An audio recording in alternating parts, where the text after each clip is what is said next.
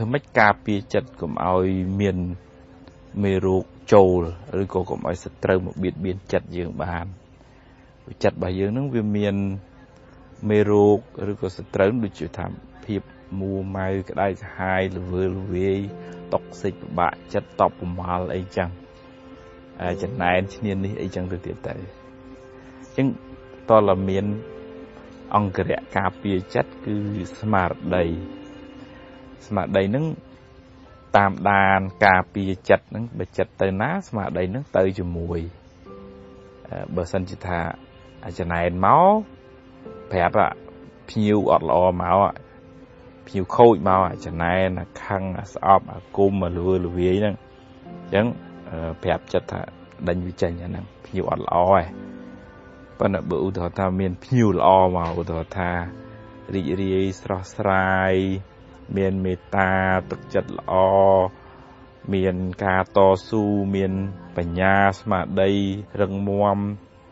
ចេះយោគយល់អត់ឱនអធ្យាស្រ័យអត់ធន់ហ្នឹងប្រាប់ចិត្តទៅភ្ញៀវហ្នឹងល្អណាស់ឲ្យចូលមកអាហ្នឹងវាស្មើនឹងយើងហៅភ្ញៀវល្អមកលេងផ្ទះយើងវាសុខសប្បាយប៉ុន្តែបើយើងហៅចោលមកចូលផ្ទះចោលវាបំផ្លាញផ្ទះសម្បែងយើងហើយអញ្ចឹងប្រព័ន្ធការពារចិត្តឬក៏អង្គរៈការពារចិត្តរបស់យើងគឺសតិស្មារតីតាមដានមើលភ្ញៀវដែលចូលផ្ទះចូលចិត្តរបស់យើងហ្នឹងយើងរើសតែភ្ញៀវណាល្អហើយដេញភ្ញៀវណាមិនល្អហ្នឹងចេញហើយស្មារតីហ្នឹងត្រូវនៅជាមួយយើងជានិច្ចកាលដេកដើរឈរអង្គុយនិយាយស្ដីស៊ីចុកបុកតាពីចូលបន្ទប់ទឹកដើរស្លៀកពាក់អីទាំងអស់ហ្នឹងគឺថាស្មារតីហ្នឹងនៅជាមួយយើងអញ្ចឹងកាលណាស្មារតីនៅជាមួយយើងចិត្តហ្នឹងវាទៅគិតរឿងក្តៅក្រហាយមួម៉ៅអីស្មារតីហ្នឹងប្រាប់ថាខុសផ្លូវហើយកុំទៅហើយអញ្ចឹងចិត្តហ្នឹងវារឹងមាំពីព្រោះវាអត់មានសត្រូវមកបៀតបៀនច្រើន